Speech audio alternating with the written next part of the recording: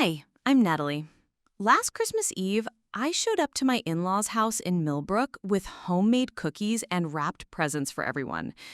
My mother-in-law, Priscilla, took one look at me and announced to the entire family gathering, "We don't need charity from someone who can't even afford a real Christmas dinner." Then she literally pushed me out the front door into the snow while 20 relatives watched and laughed. What they didn't know was that I had the power to freeze every single one of their credit lines with a phone call, and I did. But the real gift that Christmas wasn't the financial chaos. It was watching 3 generations of entitled people learn what happens when you mistake kindness for weakness. Ever been treated like you don't belong at your own family's table? Keep watching, because what happened next made my father-in-law beg me to come back, while their dream vacation got canceled and their mortgage payment bounced. Before we jump back in, tell us where you're tuning in from. And if this story touches you, make sure you're subscribed, because tomorrow I've saved something extra special for you. But let me paint you the full picture of how spectacularly this unfolded, because the devil, as they say, is always in the details. It was December 24th, 2023, and the snow in Millbrook had been falling since early morning, blanketing the pristine suburban streets in that picture-perfect way that makes everything look like a Christmas card. I'd spent the entire previous week baking, not just cookies, but 3 different types of bread, 2 kinds of fudge, and a chocolate trifle that had taken me 6 hours to layer properly. My kitchen had looked like a bakery explosion, flour dusting every surface, but I didn't mind.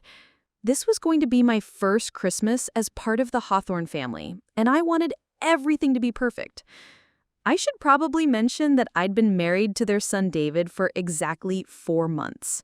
4 months of walking on eggshells, 4 months of subtle comments about my background, 4 months of being reminded that I wasn't quite what they'd envisioned for their precious boy. But I was determined to win them over. Love conquers all, right?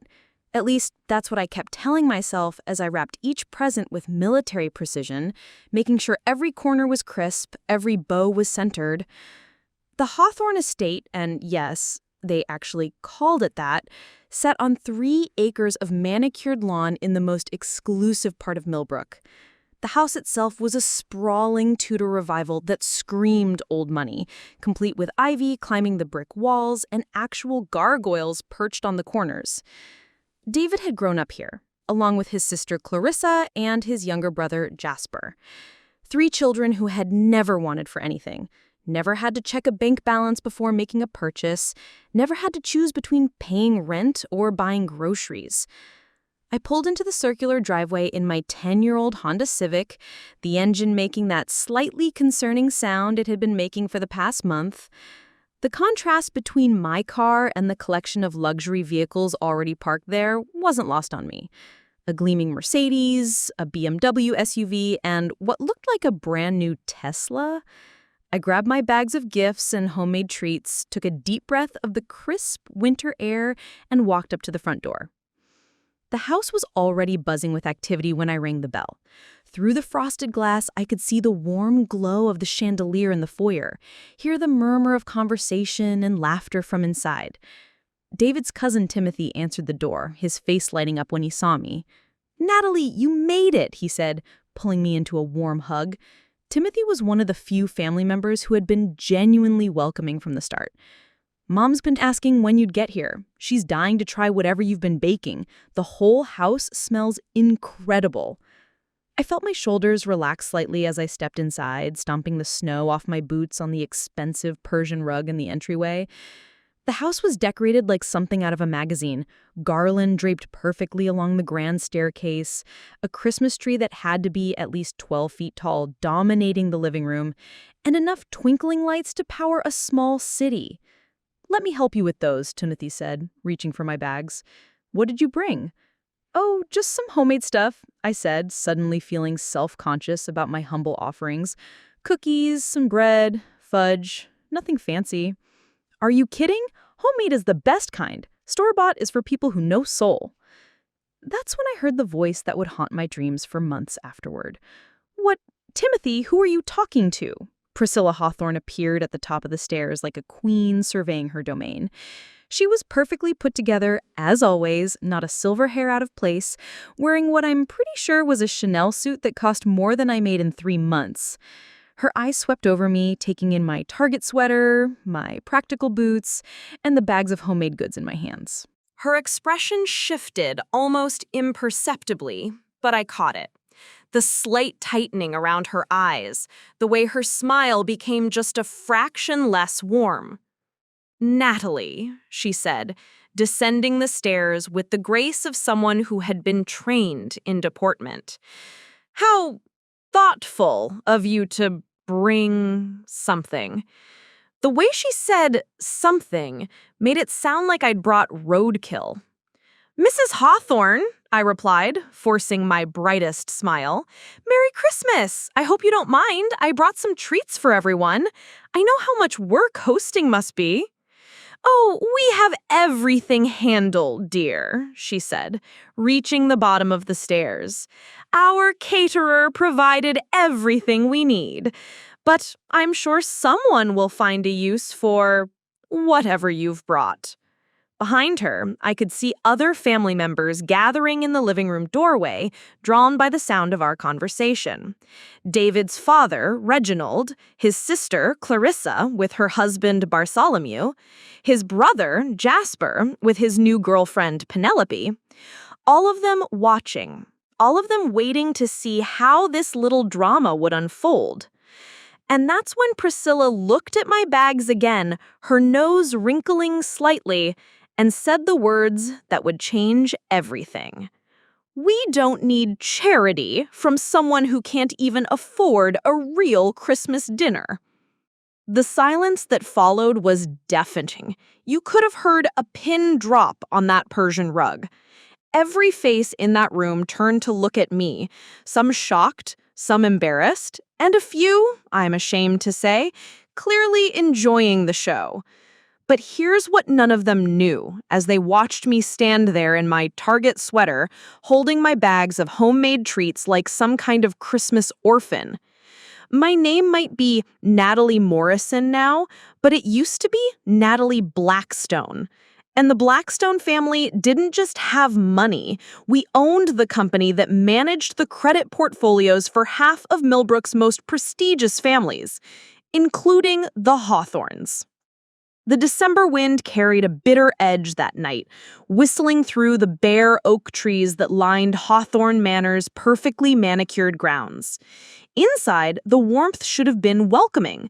Crackling logs in the marble fireplace, the soft glow of crystal chandeliers, the rich scent of pine from the enormous Christmas tree that dominated the main parlor. But warmth, I was learning, had nothing to do with temperature and everything to do with the people who surrounded you. I stood in that grand foyer, snow still melting from my practical winter boots onto their imported Italian marble, clutching my canvas bags filled with offerings that had taken me days to prepare. The contrast wasn't lost on me. My simple green cardigan from Target against the backdrop of oil paintings that probably cost more than most people's cars. My homemade cookies sitting awkwardly next to arrangements of exotic flowers that were flown in weekly from some exclusive florist in the city. But here's what they couldn't see as they looked at me with those carefully controlled expressions of polite disdain.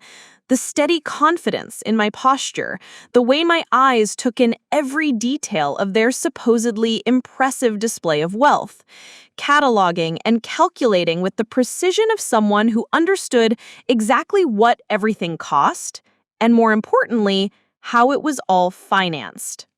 The Hawthorne family had perfected the art of making others feel small without ever raising their voices or using obviously cruel words.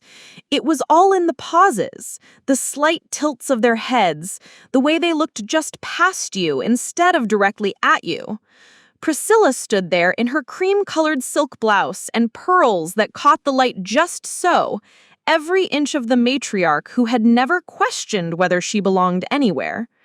Her husband, Reginald, positioned himself slightly behind her, his silver hair swept back in that way that screamed old money, his cashmere sweater probably costing more than my monthly car payment. Their daughter, Clarissa, perched on the arm of an antique chair, her legs crossed in that finishing school way, her designer dress a study in understated elegance that somehow managed to scream its price tag.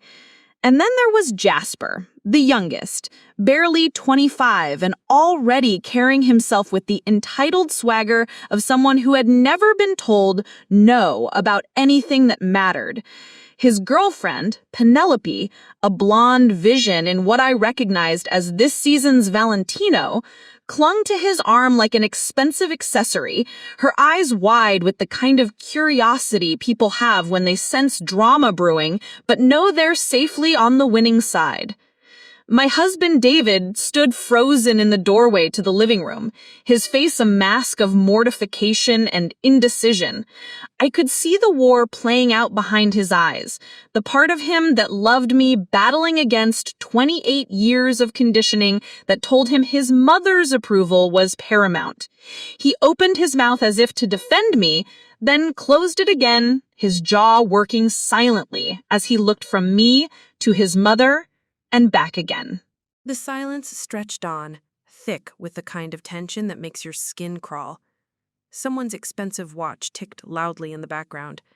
The fire popped and crackled in the fireplace, sending shadows dancing across walls lined with portraits of stern-faced Hawthorne ancestors who seemed to be judging me from their gilded frames. I shifted my weight slightly, my boots squeaking against the marble, and the sound seemed to echo through the cavernous space like a gunshot. Priscilla's eyebrow twitched, just barely, but I caught it. Even my footwear was an offense to her sensibilities. But what none of them could see, what none of them even suspected as they stood there in their coordinated holiday finery, looking down at the girl from the wrong side of town, was that I had been trained to read rooms like this since I was 12 years old. Not as someone trying to fit in, but as someone learning to assess and evaluate. My father had taught me to notice the details that mattered, the slight fray on an expensive rug that indicated cash flow problems, the way someone's smile didn't quite reach their eyes when discussing their latest acquisition, the tells that revealed when someone was living beyond their means. And the Hawthorns, for all their carefully constructed display of wealth and status, were absolutely riddled with those tells. The fresh flowers that were just a little less exotic than usual, the way Reginald's eyes had darted to his phone twice since I'd arrived, the kind of nervous checking that suggested he was waiting for important financial news, the slight tension in Clarissa's shoulders that spoke of stress beneath the perfected surface. Even the way Jasper kept fidgeting with his watch, a nervous habit I'd noticed at our wedding, one that emerged whenever money was discussed. They thought they were looking down at someone who didn't belong in their world, someone who needed to be reminded of her place. What they didn't realize was that they were being studied by someone who could see through their performance to the financial reality underneath. And that reality was far more precarious than they wanted anyone to know. I hadn't always been someone who understood the language of wealth and its careful deceptions. Growing up in Riverside, the part of town where the houses were built in the 1940s and hadn't seen much updating since, I thought rich people were just different, like they belonged to some exclusive club with rules I'd never learn. My father worked construction, my mother cleaned houses for families who lived in neighborhoods like this one, and I spent most of my childhood thinking that financial security meant having enough money to buy name-brand cereal instead of the store brand. Everything changed when I was 14, and my mother started working for the Blackstone family. Eleanor Blackstone wasn't just wealthy. She was Millbrook royalty, the kind of woman who appeared on the society pages and had buildings named after her family.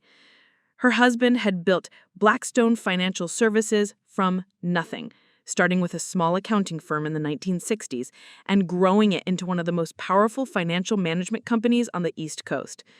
By the time my mother started dusting their antiques and organizing their walk-in closets, Blackstone Financial managed investment portfolios and credit facilities for half the wealthy families within a 3-hour radius. My mother, Carmen, was meticulous in everything she did, but she was also observant in ways that most people didn't expect from the help. She noticed when Mrs. Blackstone seemed stressed about phone calls from the office.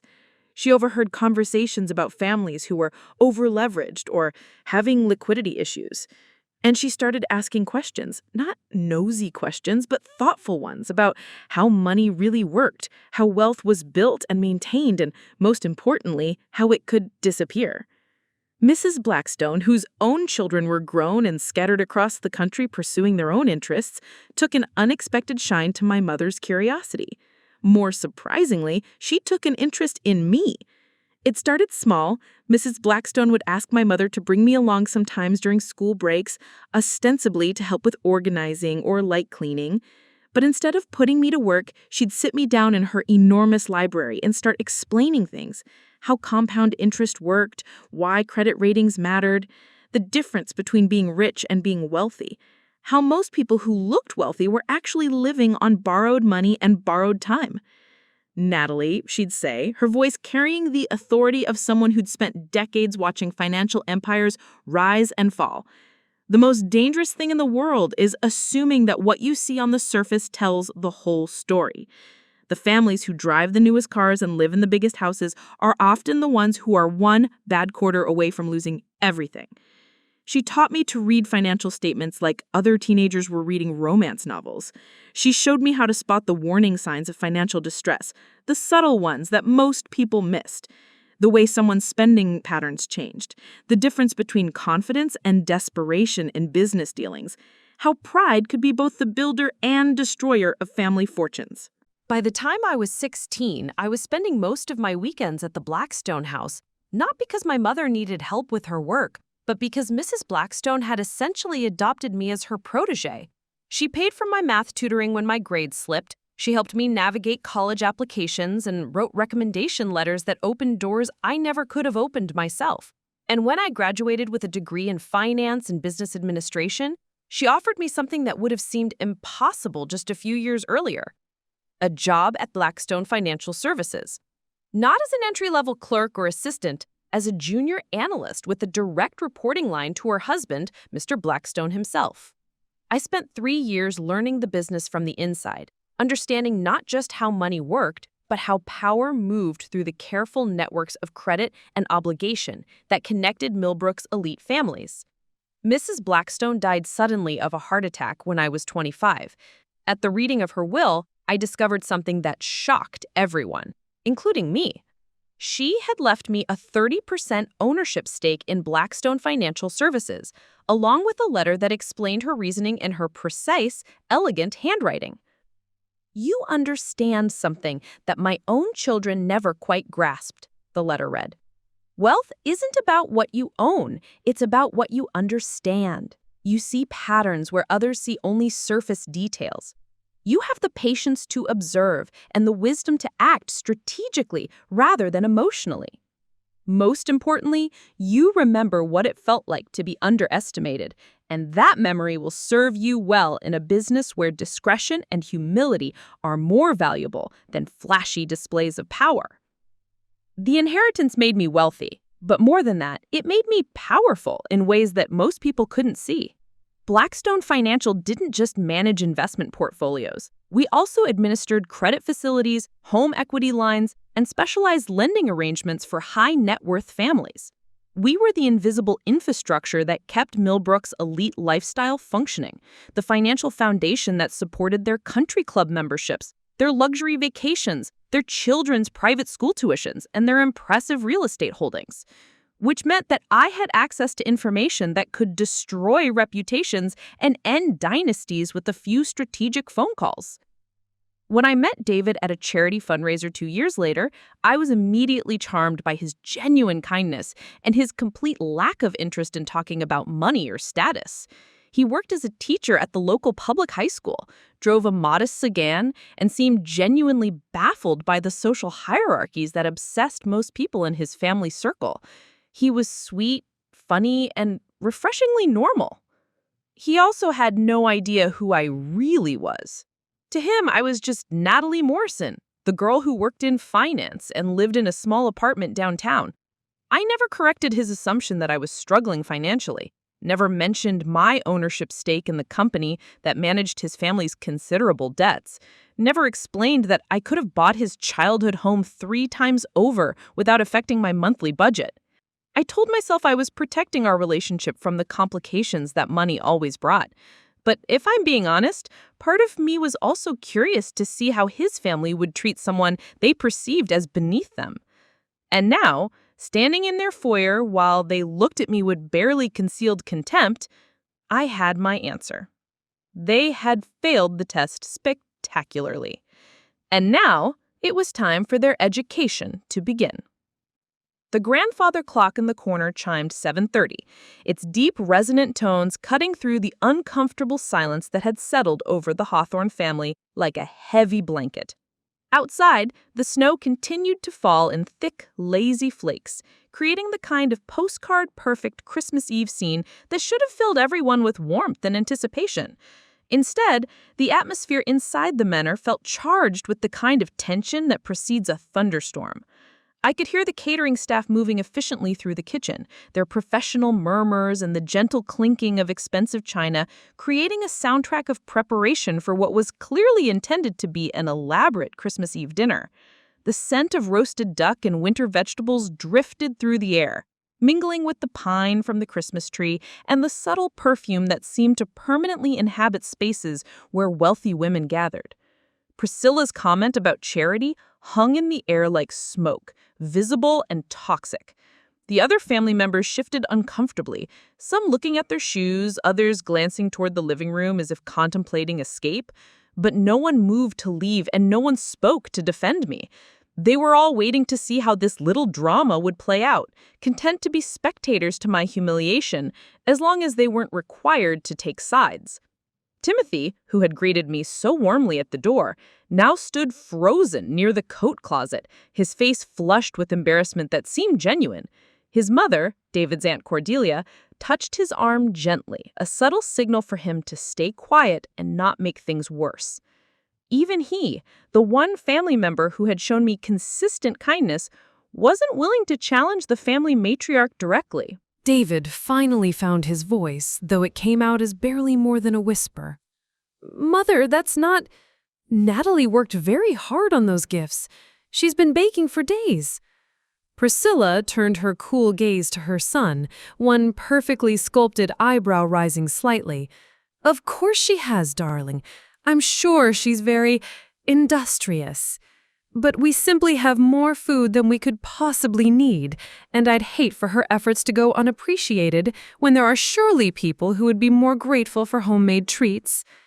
The dismissal was wrapped in politeness, but the message was crystal clear. I didn't belong here, my contributions weren't wanted, and I should remove myself from their refined gathering before I embarrassed myself further. It was a masterclass in upper-class cruelty, devastating in its impact while maintaining complete deniability. If anyone accused her of being unkind, she could simply claim she was being practical and thoughtful.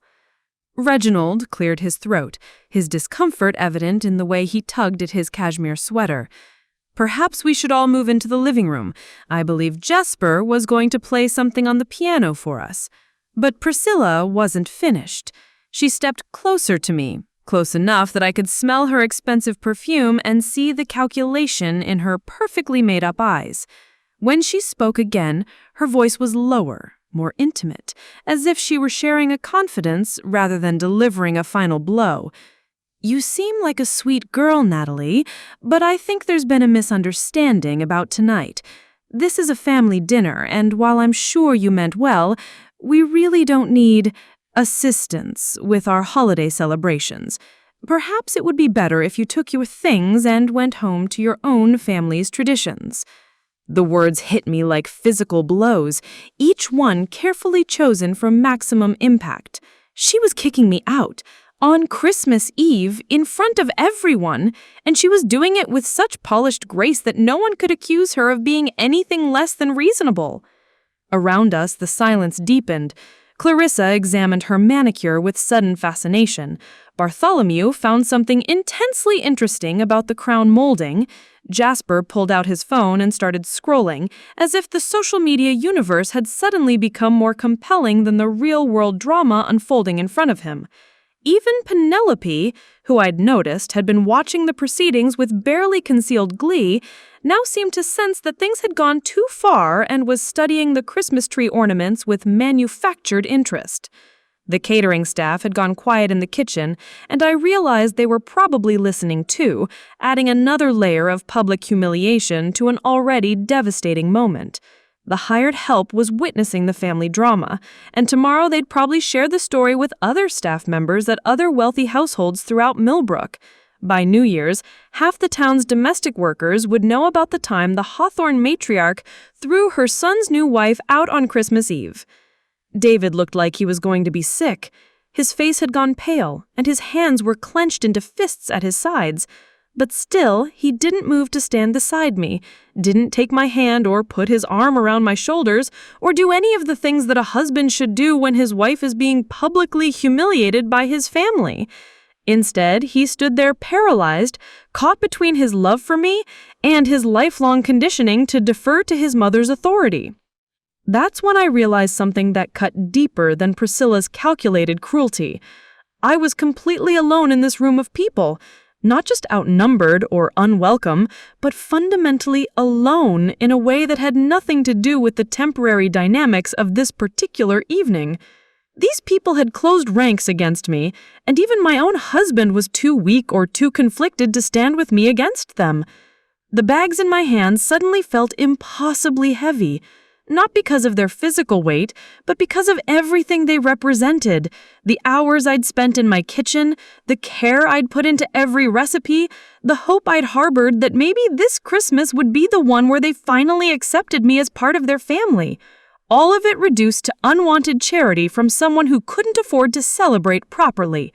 I could feel my cheeks burning with embarrassment and anger, but I kept my expression neutral.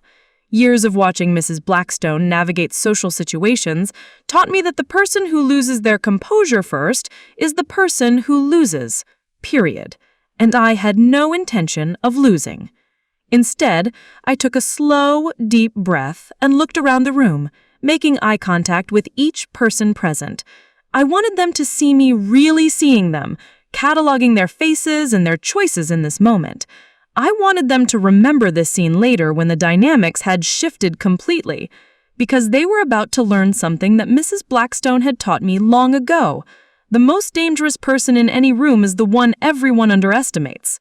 And I had been underestimated for the last time. The moment stretched like a taut wire, and I could feel something fundamental shift inside me. It wasn't anger exactly. Anger was too hot, too immediate for what I was experiencing. This was something colder, more precise. A kind of crystalline clarity that cut through the embarrassment and hurt to reveal something harder underneath. I set my bags down gently on the marble floor, the soft thud of canvas against stone, the only sound in the cavernous foyer. The gesture was deliberate, controlled, and somehow it commanded more attention than if I had thrown them down in rage. Every eye in the room followed the movement, and I could sense their collective confusion. They had expected tears, perhaps, or angry words. Maybe a dramatic exit filled with slammed doors and wounded pride. Instead, I straightened slowly, smoothing my cardigan with careful precision, and looked directly at Priscilla. When I spoke, my voice was level, almost conversational. You know, Mrs. Hawthorne, you're absolutely right about one thing. There has been a misunderstanding here tonight. Priscilla's perfectly composed mask flickered for just a moment, the briefest shadow of uncertainty crossing her features. She hadn't expected me to agree with her, and she certainly hadn't expected the calm certainty in my tone. Around us, the family members shifted slightly, their discomfort palpable as they sensed that the script they'd been following was about to change. I reached into my purse, a simple black leather bag that probably cost less than Priscilla's nail appointment, and pulled out my phone. The device was nothing special, just a standard iPhone in a plain case. But something about the deliberate way I held it seemed to command attention. I tapped the screen a few times, my movements unhurried and purposeful. David mentioned that you were planning a trip to Aspen after the holidays. The whole family, I believe. 2 weeks at the Ritz-Carlton. Must be exciting. I imagine the Christmas booking rates are quite substantial this time of year. The confusion in the room deepened. Reginald cleared his throat nervously, clearly wondering where this was going. Clarissa exchanged glances with her husband, while Jasper finally looked up from his own phone, suddenly alert to the change in atmosphere. I'm sorry, but I don't see how our vacation plans are relevant to, Priscilla began. But I held up one finger, not rudely, but with the kind of quiet authority that somehow cut through her words. And Clarissa, congratulations on the new house in Hampton Heights. That's quite an investment. What did the listing say? 2.8 million? Beautiful neighborhood. I drive through there sometimes on my way to work. I tapped my phone screen again, scrolling through what appeared to be notes or messages. The mortgage must be substantial, but I'm sure the monthly payments are manageable with the equity line you have set up. Now Clarissa was staring at me with undisguised alarm. How do you know about... Jasper, I heard about your new business venture, the tech startup, right? Very ambitious for someone so young. I imagine the initial capital requirements must be significant, especially with the commercial lease you signed downtown and the equipment purchases. Smart move using the family's credit facilities to secure better terms. The silence that had settled over the room was different now, charged with a kind of electric tension that had nothing to do with social awkwardness and everything to do with growing panic. These weren't random observations or lucky guesses. I was demonstrating knowledge that I shouldn't have, couldn't have, unless... David's face had gone from pale to ashen. Natalie, how do you know all this? I looked at him for a long moment, and for the first time since I had arrived, I felt something approaching sadness. Not for what was about to happen, but for what could have been prevented if even one person in this room had chosen to see me as a human being, worthy of basic respect. David, do you remember the night we met at the Children's Hospital fundraiser? You told me you were impressed that I donated $5,000 on a teacher's salary. You said it showed real character, real values, to give so generously when money was tight. He nodded slowly, his confusion evident. Yes, of course I remember. I still think that was incredibly generous of you. It was generous, but money wasn't tight. I donated $5,000 because it was tax-deductible pocket change. I donated it the same way you might drop a 20 in the collection plate at church, without thinking twice about the impact on my budget. The room had gone completely still. Even the sounds from the kitchen had faded, as if the catering staff had stopped their work to listen. I let you believe I was struggling financially because I wanted to see who you were when you thought you were dating someone beneath your social class. I wanted to see if you were different from your family. I paused, meeting his eyes. In many ways, you are different. You're kinder, more genuine, but when it came time to choose between standing up for your wife and maintaining peace with your family, we can see how that turned out. Priscilla found her voice, though it came out sharper than her usual controlled tone. I don't know what kind of game you think you're playing, young lady, but these financial details you're spouting are private family matters. If you think you can intimidate us with what? I interrupted smoothly. With accurate information about credit arrangements and loan structures? With knowledge of payment schedules and equity positions? I tilted my head slightly, the gesture almost curious. Tell me, Mrs. Hawthorne, where do you think that information might come from? The question hung in the air like a sword over their heads. I could see the wheels turning in Reginald's mind. He was the one who handled most of the family's financial dealings, and he was starting to piece together implications that terrified him. The fundraiser where David and I met was hosted by the Children's Hospital Board. I'm sure you remember. You were there too, actually. Quite the elegant event. The guest list was very exclusive, very carefully curated. Only major donors and community leaders. You probably wondered how a teacher's girlfriend had managed to get an invitation. I slipped my phone back into my purse and looked around the room, making eye contact with each family member in turn. I wasn't David's guest that night. I was there in my professional capacity, representing one of the hospital's largest corporate sponsors. I smoothed my cardigan again, the gesture somehow more significant now. I was there representing Blackstone Financial Services. The name hit the room like a physical blow. Reginald actually staggered backward half a step, his face draining of color. Priscilla's perfect composure finally cracked, her mouth falling open in undisguised shock.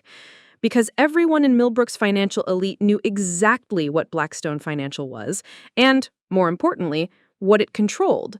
And now they were beginning to understand exactly who they had just humiliated on Christmas Eve. The recognition hit them like dominoes falling in sequence. Reginald's face went from confusion to understanding to absolute horror in the span of about 3 seconds.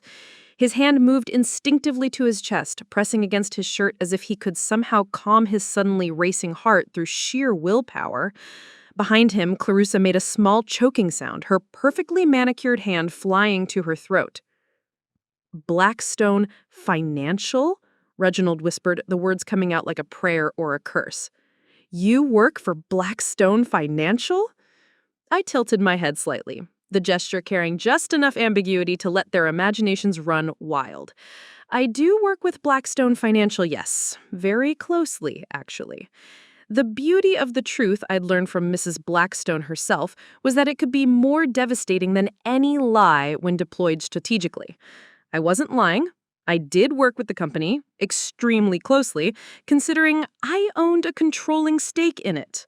But I also wasn't clarifying my exact role, and their panic was filling in the blanks in ways that served my purposes perfectly.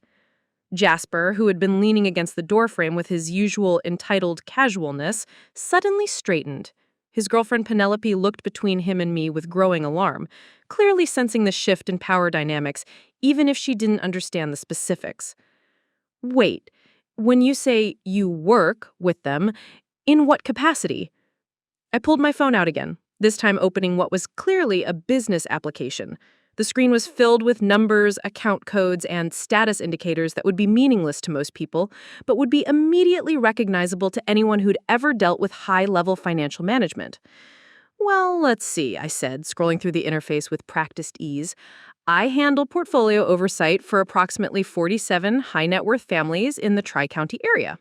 Credit facility management, equity line administration, investment coordination, and what we call relationship optimization.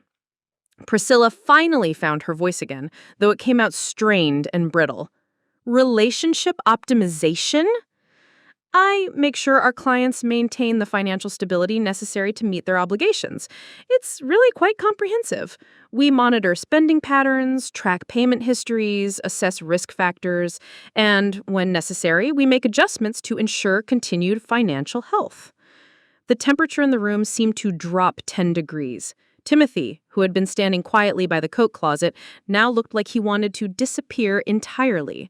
His mother, Cordelia, had gone pale, her eyes darting between me and her sister-in-law Priscilla as if trying to calculate how much of their own financial arrangements might be compromised by this revelation.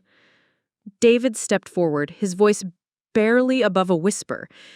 Natalie, are you saying that you have access to our family's financial information? Access? I repeated the word as if I were tasting it, considering its implications. David, I don't have access to your family's financial information. I paused, letting the relief begin to bloom on their faces before delivering the next blow. I have administrative control over it. The silence that followed was the kind of absolute quiet that feels like the world holding its breath. Somewhere in the distance, a clock ticked. The wind rattled the windows, but inside the foyer, 9 people stood frozen as the full implications of what I just said began to sink in. Reginald was the first to understand completely. As the family's primary financial decision-maker, he knew exactly what administrative control meant in the context of Blackstone Financial Services.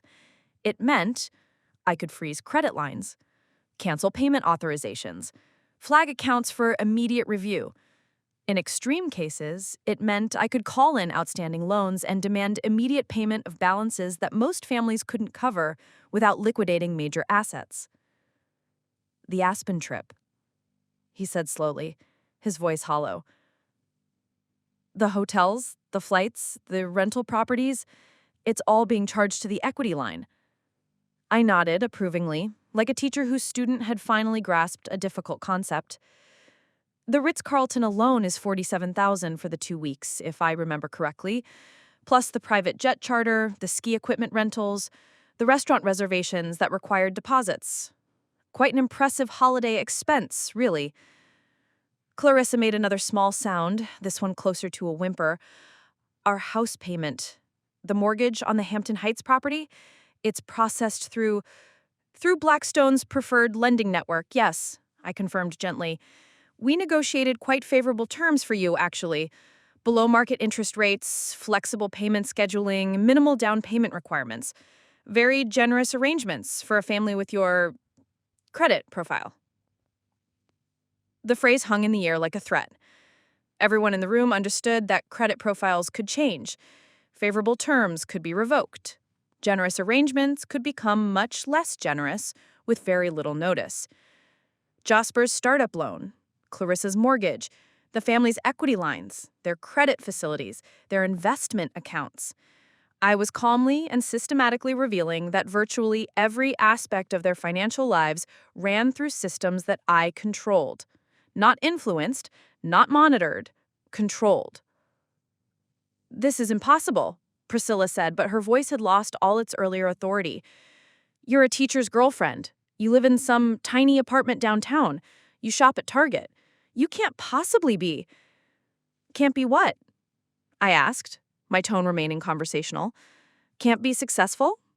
Can't be influential? Can't be someone whose opinion matters in financial circles? I slipped my phone back into my purse with deliberate care. Mrs. Hawthorne, I think you're confused about something fundamental. I don't shop at Target because I can't afford better clothes. I shop at Target because I choose to. Just like I choose to live in a modest apartment downtown instead of some massive house I'd never use.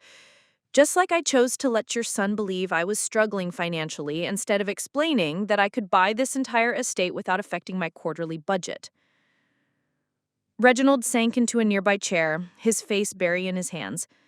The sight of him, my husband, the man that I'd fallen in love with, completely overwhelmed by the collision of his two worlds, should have filled me with sympathy.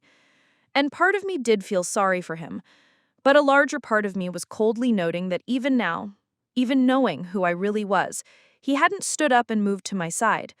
He was still processing, still calculating, still trying to figure out how to navigate between his family and his wife, instead of simply choosing his wife. So when you called me Charity, I continued, looking directly at Priscilla, when you suggested I take my homemade cookies and go back to wherever people like me belong, you were essentially telling one of the most powerful people in Millbrook's financial community that she wasn't welcome at your Christmas dinner. Priscilla opened her mouth, closed it, then opened it again. No words came out. And now, I said, my voice still pleasant and conversational, I think it's time we discussed what happens next. The grandfather clock chimed 8, its deep tones reverberating through the silence like a funeral bell. Outside, the snow had intensified, creating a white curtain that effectively cut the manor off from the rest of the world. How fitting, I thought, that we were all trapped here together for this moment of reckoning. I reached into my purse again, this time pulling out a small leather portfolio that I kept for situations requiring documentation. The family watched my every movement now with the kind of focused attention usually reserved for surgeons or bomb disposal experts. Their casual dismissal had been replaced by something approaching terror, and the shift in power dynamics was so complete it was almost dizzying. Let me paint a clearer picture of your current financial landscape, I said, opening the portfolio and withdrawing a single sheet of paper. This is what we call a comprehensive risk assessment. Every Blackstone client receives one quarterly, though most people don't pay much attention to the details. I held up the document, which was covered in neat columns of numbers and color-coded risk indicators. To them, it probably looked like hieroglyphics. To me, it was a roadmap of their vulnerabilities. Reginald, your family's total exposure across all credit facilities currently sits at approximately $14.7 million. That includes the primary mortgage on this property, the equity lines of credit, the investment loans, and the various business venture financing arrangements. I traced my finger down one column. Your liquid assets, meaning cash and immediately accessible investments, total roughly $2.1 million. The math was simple enough that even Jasper could follow it, and I watched his face go pale as the implications sank in. They were leveraged at nearly 7-to-1, a ratio that would make any financial advisor break out in cold sweats. Now, under normal circumstances, I continued, this wouldn't necessarily be problematic. Wealthy families often carry substantial debt loads because leveraging allows for greater investment opportunities and tax advantages. The key word, however, is normal circumstances. Clarissa finally found her voice, though it came out as barely more than a croak. What do you mean by normal circumstances? I smiled at her, not cruelly, but with the kind of patient condescension usually reserved for explaining simple concepts to children. Normal circumstances would be when all parties maintain positive working relationships, when there's mutual respect and trust, when clients treat Blackstone financial representatives with appropriate professional courtesy. The words landed like physical blows. Priscilla actually swayed on her feet, and I noticed Bartholomew reaching out to steady his wife as she gripped the back of a chair for support. You see, I explained, flipping to another page in my portfolio, Blackstone Financial has built its reputation on discretion and relationship management. We pride ourselves on being more than just a financial services company. We're partners with our clients. We understand that wealth is about more than numbers on a balance sheet. It's about lifestyle, status, family legacy. I looked up from the documents, making eye contact with each family member in turn. But that partnership requires mutual respect. When clients demonstrate that they don't value our representatives, that they consider us beneath them or unworthy of basic courtesy, well, that changes the nature of the relationship fundamentally. Reginald's voice came out as a whisper. What are you saying? I'm saying that hostile or disrespectful behavior toward Blackstone personnel triggers what we call an enhanced review protocol. It's a standard risk management procedure designed to protect the company's interests when client relationships become strained. I pulled out another document, this one bearing the official Blackstone financial letterhead. Enhanced review protocol involves several steps. First, immediate suspension of any pending credit applications or limit increases. Second, acceleration of review timelines for existing facilities. Instead of annual reviews, we move to quarterly or even monthly assessments. Third, adjustment of risk parameters to reflect the changed relationship dynamic. Jasper stepped forward, his usual swagger completely gone. What does that mean in practical terms? In practical terms, I pretended to consider the question thoughtfully. Well, let's start with your business loan, Jasper. Currently, you have a $2 million line of credit with a very favorable interest rate, prime plus 1%, if I recall correctly. Under enhanced review, that rate would immediately adjust to prime plus 4%, and the credit limit would be reduced to reflect current collateral values rather than projected earnings. His face went white. "You can't do that. I have contracts, obligations." "Oh, but I can," I said pleasantly. "It's all detailed in the loan agreement you signed. Section 12, subsection 4, adjustment of terms based on relationship status and risk assessment changes. Your signature is right there at the bottom, acknowledging that you read and understood all terms and conditions." I turned to Clarissa next. "Your mortgage situation is particularly interesting. The Hampton Heights property is beautiful, but the recent market assessment shows it's valued at approximately $2.6 million, significantly less than the $2.8 you paid for it last year. Under enhanced review protocols, we'd be required to adjust the loan-to-value ratio to meet current market conditions." Bartholomew found his voice for the first time all evening.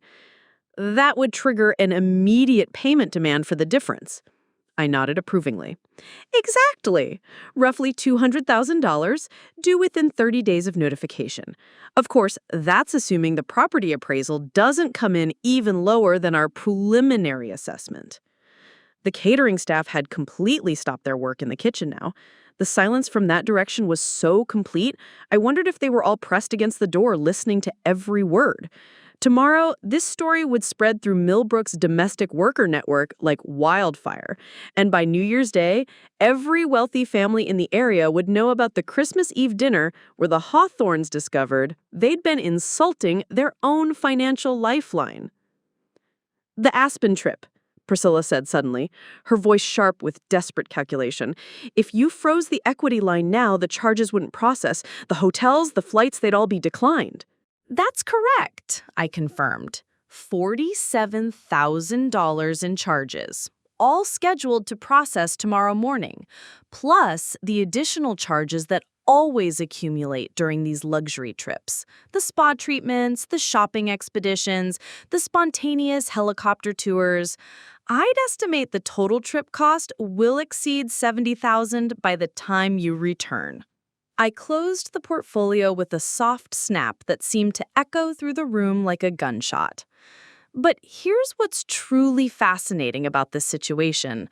All of these financial consequences, the rate increases, the credit limit reductions, the immediate payment demands, they're not punishments. They're simply business decisions based on risk assessment and relationship management protocols. David finally looked up from his hands, his eyes red-rimmed and hollow. "Natalie, please, you can't destroy my family over one misunderstanding." "Destroy?" I repeated the word with genuine surprise. "David, I'm not destroying anything. I'm simply ensuring that business relationships reflect the reality of personal relationships.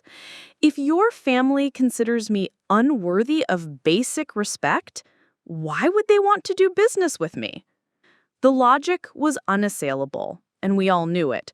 They had drawn the battle lines themselves, and now they were discovering that they had chosen the wrong side of a war they couldn't win. "What do you want from us?" Reginald asked, his voice breaking slightly. "Tell us what you want, and we'll make this right." I looked at him for a long moment, then at each member of his family in turn. These people who had spent the evening looking down at me, dismissing me, treating me like an unwelcome intrusion into their perfect world. "What I want," I said softly, "is very simple.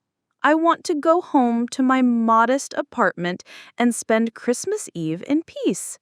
The question is, what are you willing to do to ensure that your family's financial arrangements remain as stable and favorable as they were this morning?" The ball was in their court now, and we all knew it.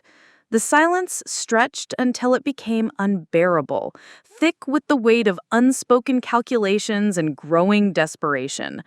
I could practically see the mental mathematics happening behind their eyes. Credit lines, payment schedules, interest rates, all of it suddenly precarious and dependent on the goodwill of the woman they had just tried to humiliate. Then Priscilla did something I hadn't anticipated, something that revealed just how completely the power structure had shifted in this room. She took a step toward me, her perfectly composed mask finally cracking to reveal something raw and desperate underneath. Natalie, she said, and for the first time since I'd known her, my name came out of her mouth without that subtle tone of condescension. I think perhaps we got off on the wrong foot tonight. It was such a spectacular understatement that I almost laughed. Got off on the wrong foot, as if she hadn't just spent the last hour systematically trying to humiliate me in front of her entire family. As if calling me charity and suggesting I didn't belong at their table was simply a minor social miscalculation. Did we? I asked, my tone genuinely curious. Because from my perspective, everything proceeded exactly as you intended it to. You wanted to establish a clear hierarchy to make sure everyone understood where I stood in relation to your family. Mission accomplished. Reginald stepped forward, his financial mind clearly working overtime to assess damage control strategies. Perhaps we could discuss this privately, he suggested, glancing meaningfully toward the kitchen where the catering staff was undoubtedly still listening to every word. Oh, but it's not a family matter anymore, I interrupted gently. The moment your wife suggested I take my charity cookies and leave, this became a business matter. And business matters are handled through proper channels with appropriate documentation.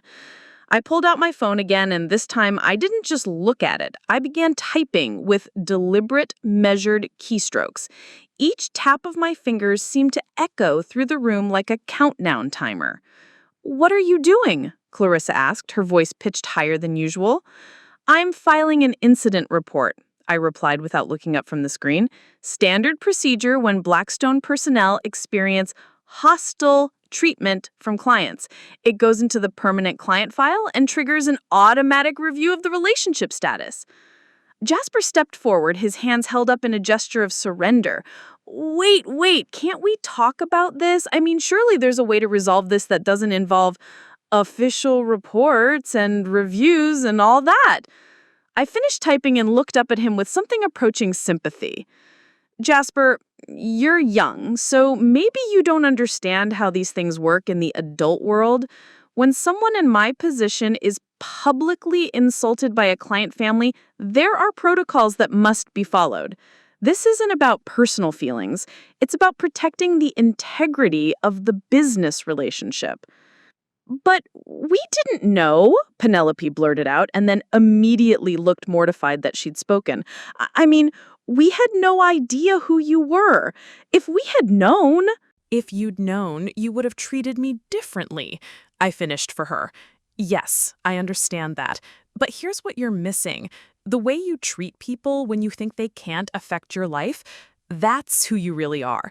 The courtesy you show only to people you think are important isn't courtesy at all. It's just strategy." David finally stood up from the chair where he'd been sitting with his head in his hands. When he looked at me, his eyes were filled with a mixture of desperation and something that might have been dawning understanding. "Natalie, please," he said. "I know my family made a mistake tonight. I know they were wrong. But you're talking about destroying everything they've built. Doesn't that seem disproportionate?" The question hung in the air like smoke from a funeral pyre. Disproportionate, as if the systematic humiliation I'd endured was somehow less significant than the financial consequences they were now facing. "Let me tell you what's disproportionate, David," I said, my voice remaining level and controlled. "What's disproportionate is a family with a $14 million debt load looking down on someone they perceive as poor. What's disproportionate is treating kindness as weakness and generosity as desperation. What's disproportionate is thinking you can publicly humiliate someone and then ask them to pretend it never happened when you discover they have power over your life." I walked over to where my bags of homemade gifts still sat on the marble floor and picked them up with deliberate care. The gesture seemed to galvanize the room. Suddenly, everyone was moving, talking, desperate to prevent what they could sense was my final departure. "Please don't go," Timothy said, his voice breaking slightly. "Look, I know this got out of hand, but we can fix this. We're family now, right? Family works things out. I looked at him, sweet, well-meaning Timothy, who had been genuinely kind to me, but had still stood silent while his aunt destroyed me, and felt something that might have been pity. Timothy, family is the people who stand beside you when you're being attacked. Family is the people who defend you even when it's uncomfortable or inconvenient. Family doesn't watch while you're being humiliated and then ask you to forgive and forget because it's easier than dealing with consequences. I pulled out my phone one more time, and this time I placed a call. The room watched in horrified fascination as the line connected. Carmen, it's Natalie. I need you to implement Code 7 protocols for the Hawthorne account, effective immediately. I paused, listening to something on the other end. Yes, all facilities, full review status. I'll send the incident report tonight. Code 7, I could see Reginald's face go ashen as he recognized the term. In Blackstone's internal classification system, Code 7 meant a complete relationship breakdown, requiring immediate risk mitigation.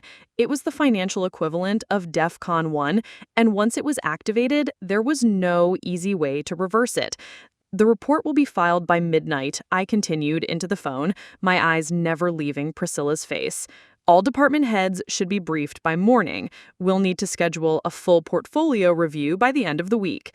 I ended the call and slipped the phone back into my purse with the same careful precision I'd use for everything else tonight. Congratulations, I said, looking around the room at the faces of people who had just realized they'd made the most expensive mistake of their lives. You've just become Blackstone Financial's highest priority risk management case. Your account will be reviewed by no fewer than 6 different department heads. Your credit history will be examined under a microscope, and every single financial arrangement you have with us will be reassessed based on current market conditions and revised risk parameters. Priscilla's perfect composure finally shattered completely. She sank into the nearest chair, her face buried in her hands, her shoulders shaking with what might have been sobs or might have been hysterical laughter. This is Christmas Eve. This is supposed to be about family and forgiveness, and this is about respect. I interrupted her, my voice cutting through her words like a blade. Something you chose not to show me tonight. And now you get to learn what that choice costs. I walked toward the door, my bags in hand, leaving behind a room full of people who were finally beginning to understand the true meaning of consequences. I walked to the front door with measured steps, my boots clicking against the marble with a rhythm that sounded like a countdown timer. Behind me, the Hawthorne family erupted in barely controlled chaos. Voices overlapped, frantic and desperate as the full implications of what had just transpired began to cascade through their perfect world like a series of controlled demolitions. "We have to stop her," I heard Clarissa whisper urgently to her husband. "Bartholomew, do something. Call someone. There has to be a way to fix this." "Call who?" Reginald's voice cracked with a hysteria I'd never heard from him before. "She is the someone we would call. Don't you understand? Blackstone Financial doesn't just manage our accounts. They are our accounts. Every credit line, every investment, every loan we've taken in the past 15 years runs through their systems." I paused at the coat closet, taking my time to retrieve my winter jacket while their panic built to a crescendo behind me. The contrast was almost artistic. Their frenzied desperation against my deliberate calm, their scattered voices against my methodical silence. Jasper's voice cut through the chaos, high-pitched with the kind of terror that comes from watching your entire future collapse in real time. "My startup loan is due for review next month. If they change the terms now, if they call it in early, I can't cover it. The company will go under. Everything I've worked for." "Your company?" Priscilla's laugh was shrill, edged with hysteria. "Your company? Jasper, they could foreclose on this house. They could call in every loan simultaneously. We could lose everything we own within 60 days. I slipped on my jacket, zipping it up with the same careful precision I'd applied to everything else tonight. Through the living room doorway, I could see the beautiful Christmas tree they'd been so proud of, its expensive ornaments glittering under lights that cost more than most people's monthly rent. By tomorrow, they'd be looking at that tree and calculating how much they could get for the decorations if they had to liquidate assets quickly. David appeared beside me, suddenly, his face flushed and desperate. He reached for my arm, then thought better of it, his hand dropping to his side as if he'd suddenly remembered that touching me might make things worse. "Natalie, please," he said, his voice breaking. "I know they were wrong. I know I was wrong for not standing up for you. But this will destroy them. My parents could lose their home. Clarissa and Bartholomew just had a baby. Jasper's entire future." "David," I said quietly, not turning to face him as I adjusted my scarf. "6 months ago, when we got engaged, I asked you a question. Do you remember what it was?" He was quiet for a moment, his breathing ragged.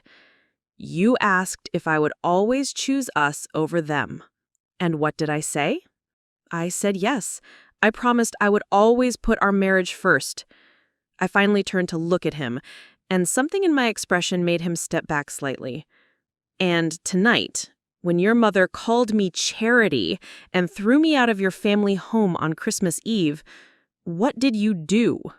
The silence stretched between us like a chasm. We both knew the answer. He had done nothing. Worse than nothing. He had stood there paralyzed while his family systematically destroyed his wife's dignity, and then he had asked her to be reasonable about the consequences.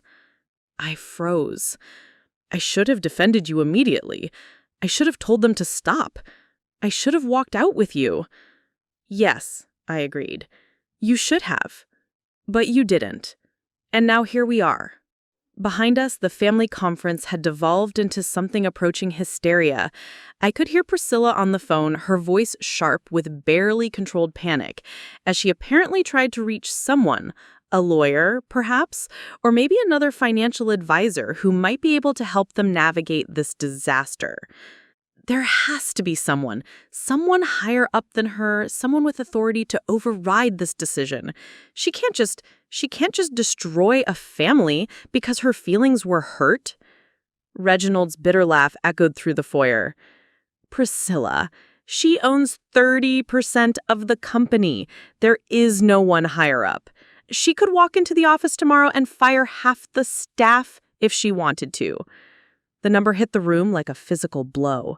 30%.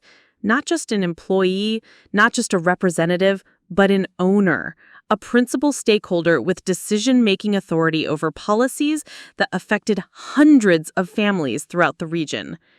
Clarissa's voice rose to a near shriek. 30%? How is that possible? She's nobody. She's nothing. She shops at Target. "Apparently," Timothy said quietly, his voice cutting through his cousin's hysteria with devastating simplicity. "She shops at Target because she chooses to, not because she has to." I pulled out my car keys, the small jingle of metal seeming to echo through the sudden silence like church bells tolling the hour. The sound galvanized them into one final, desperate attempt at damage control. Priscilla appeared in front of me suddenly, blocking my path to the door. Her perfect makeup was streaked with tears now, her composed mask completely abandoned in favor of raw, desperate pleading. "Please," she said, and the word came out broken, hollow. "Please don't do this. I'll apologize. I'll do whatever you want. I'll get on my knees right now and beg your forgiveness if that's what it takes." I looked at her for a long moment. This woman who had spent the evening treating me like something unpleasant she'd stepped in, now offering to grovel for my mercy. "Mrs. Hawthorne," I said gently, "an apology might have meant something an hour ago, when it would have cost you nothing but a small piece of pride. Now it just sounds like panic." I stepped around her and reached for the door handle. The brass was cold, under my fingers, solid and final. "But I'm not a monster," I continued, pausing with my hand on the door. I'm not going to destroy your family out of spite or revenge. The Code 7 review is real, and it will happen. But reviews can have different outcomes depending on various factors. Hope flickered across their faces like candlelight in a drafty room. What factors? Reginald asked, his voice barely above a whisper. I opened the door and the winter air rushed in, carrying with it the scent of snow and pine and the kind of clean cold that makes everything feel possible. The primary factor, I said, will be whether your family demonstrates a genuine understanding of what respect means. Not just polite words when you think someone is important, but actual respect for people regardless of their perceived status or value to you. I stepped out onto the front porch, then turned back to face the room full of people whose comfortable world I had just turned upside down. You have until New Year's Day to show me what that looks like, I said. After that, the review becomes permanent, and the new terms will be locked in for the duration of all existing contracts. I closed the door behind me with a soft click that somehow sounded as final as a judge's gavel, leaving the Hawthorne family to contemplate the true cost of their Christmas Eve cruelty. The drive home through Millbrook's snow-covered streets was surreal in its ordinary beauty. Christmas lights twinkled from house after house, each one a testament to families gathered in warmth and love, sharing traditions and creating memories that would last lifetimes. The contrast with what I'd just left behind was so stark, it felt like traveling between different worlds entirely. My phone began buzzing before I had even reached the main road. David's name flashed on the screen, then disappeared as the call went to voicemail. Then it buzzed again, and again. By the time I reached my apartment building downtown, I had 17 missed calls and a text message thread that was growing by the minute. Please call me back. We need to talk. Natalie, I'm sorry. I'm so sorry. Please let me fix this. I told them all to leave. I chose you. Please come home. I parked in my usual spot behind the modest brick building where I'd lived for the past 3 years. Not because I couldn't afford better, but because I genuinely loved the simplicity of it. High ceilings, original hardwood floors, windows that looked out over the small park where families brought their children to play. It was real in a way that the Hawthorne estate would never be, despite all its marble and crystal and imported silk. Inside my apartment, I made myself a cup of tea and settled into the window seat that had been one of the selling points when I'd first toured the place. Outside, the snow continued to fall, blanketing the world in that particular kind of silence that only comes with winter storms. My phone continued its electronic symphony of rings and buzzes, but I ignored it all, letting the peace of my own space wash over me like a balm. Around midnight, there was a knock at my door. Soft, hesitant, the kind of knock that suggests the person on the other side isn't sure they have the right to be there. I opened the door but didn't invite him in. They're calling lawyers, he said without preamble. 3 different firms. Reginald thinks maybe there's some kind of conflict of interest issue, something about you not disclosing your position when we got married. I leaned against the doorframe, studying his face. And what do you think? I think we're married under community property laws, which means your financial interests became my financial interests the day we said our vows, he said quietly.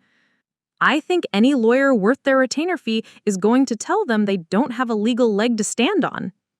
It was more financial sophistication than I'd ever heard from him, and I found myself wondering if tonight had been his own kind of education about how money and power really worked in his family.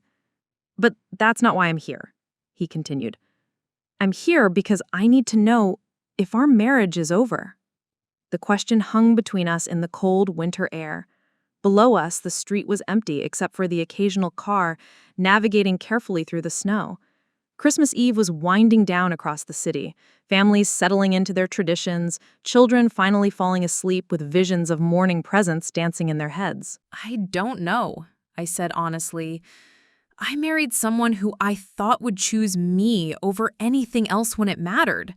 Tonight, when it mattered most, You chose to protect your family's feelings instead of defending your wife's dignity.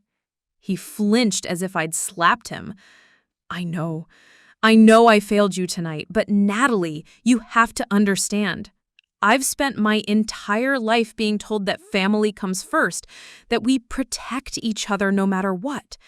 I didn't know how to reconcile that with protecting you from them.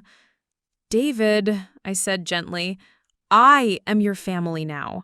I'm supposed to be the person you protect above all others. That's what marriage means. Tears started rolling down his cheeks, and I felt something crack inside my chest. Despite everything, despite his weakness tonight, I still loved this man. But love, I was learning, wasn't always enough to bridge the gap between who someone was and who you needed them to be. Tell me what I have to do. Tell me how to fix this. I was quiet for a long moment, watching the snow fall beyond his shoulder. You can't fix tonight, David. What happened, happened, and we both have to live with the choices we made. But you can decide who you want to be going forward. I want to be the husband you deserve, he said immediately. Then prove it, not to me, but to yourself. Figure out what kind of man you are when no one is watching, when there's no external pressure to perform or conform or keep the peace. Figure out what you actually believe about loyalty and courage and standing up for what's right. I started to close the door, then paused. Your family has until New Year's Day to show me what genuine respect looks like. That deadline applies to you too. I closed the door softly and turned off the lights. But I didn't go to bed. Instead, I sat by the window watching the snow fall and thinking about Mrs. Blackstone, who had taught me that the most important lesson about power wasn't how to use it, but when to use it. My phone buzzed with another text message, but this one wasn't from David. It was from Carmen, my assistant, and it contained a single line that made me smile for the first time all evening. The review protocols are in place. Should I schedule the department head meeting for December 26th? I typed back quickly, make it December 27th. Even financial reckoning deserves a Christmas break. Outside, the snow continued to fall, covering Millbrook with a blanket of white that made everything look clean and new. Tomorrow was Christmas Day, and somewhere across town, the Hawthorne family would be waking up to a very different kind of morning than they'd planned. But that was tomorrow's story. Tonight, I was exactly where I belonged, in my own space, surrounded by my own choices, finally free from the weight of trying to earn acceptance from people who had never intended to give it. For the first time in months, I slept peacefully through the night. Christmas morning arrived with the kind of brilliant sunshine that made the fresh snow sparkle like diamonds scattered across a white canvas. I woke naturally, without an alarm, feeling more rested than I had in months. There was something profoundly peaceful about starting Christmas Day in my own space, on my own terms, without the weight of performance or expectation pressing down on my shoulders. I made coffee and cinnamon rolls from a recipe Mrs. Blackstone had taught me years ago, filling my small apartment with the kind of warm, homey sense that no amount of money could manufacture. As I sat by my window with breakfast, watching families emerge from their homes to build snowmen and engage in spirited snowball fights, my phone remained mercifully quiet. No desperate calls from David, no frantic messages from the Hawthorne family. Even desperation, it seemed, observed Christmas morning. That afternoon, I drove to the cemetery where Mrs. Blackstone was buried. Her grave was in the old section, where the headstones were made of proper marble and the trees had grown tall enough to provide shade even in winter. I brought a small wreath of pine boughs, nothing fancy, just something that smelled like Christmas and reminded me of the woman who had changed my life simply by seeing my potential when no one else bothered to look. Well, I said aloud, placing the wreath carefully against her headstone, I think you would have been proud of me last night. Or maybe horrified. It's hard to tell with you sometimes. The wind rustled through the bare oak branches above, and I could almost hear her practical voice. Power without purpose is just cruelty, Natalie. But power used to teach necessary lessons, that's education. I spent an hour there talking to her about everything that had happened, about David's failures and my own choices, about what came next. When I finally left, I felt something settle inside me. Not closure exactly, but clarity about the path forward. That evening, my phone finally rang. Not David this time, but Timothy. "Natalie," he said, his voice careful and formal. "I hope you don't mind me calling. I wanted to thank you." The unexpected words caught me off guard. "Thank me?" "For showing us who we really are," he said simply. "I've been thinking about last night, about how we all just stood there while you were being humiliated.